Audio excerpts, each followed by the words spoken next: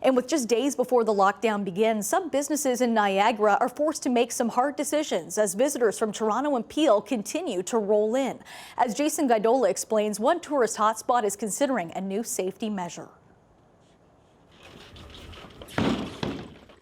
They're meant to be therapeutic during these sessions on the mat, but the ever so popular Fox Den Goat Yoga in Niagara on the Lake is attracting too many outsiders living in COVID-19 hotspots. And owner Melina Morsch says she's closing up shop until spring. And there's a point where you have to decide if they hadn't come into the program, into the community for my program, they wouldn't be frequenting all these other different establishments. And again, it's not an easy choice, but it's the right choice. Morsch says 90% of her clientele drive in from Toronto, Peel, Hamilton, and many other regions to participate in her classes with 18 of her pet goats. Residents who live in areas that are set to enter a lockdown restriction zone Monday and others within the red category. People had bought into December and January, lots of bachelorette parties, lots of team building events for corporate. So all of that is getting refunded.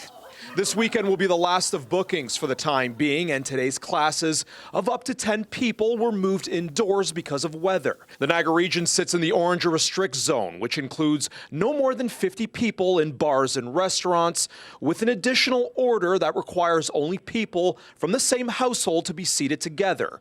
Over Niagara on the Lake's historic Old Town, traffic is a little slower than usual, but many were out and about in restaurants and shops.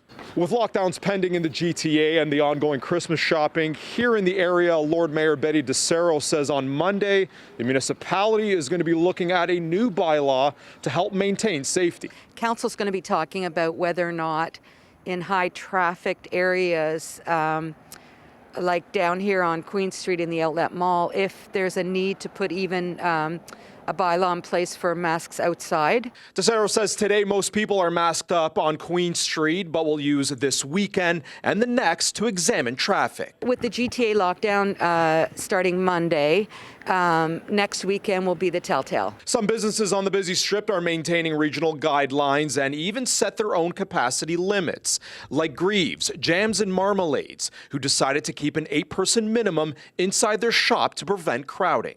Just because our shop in particular is narrow and there's not a lot of room for social distancing.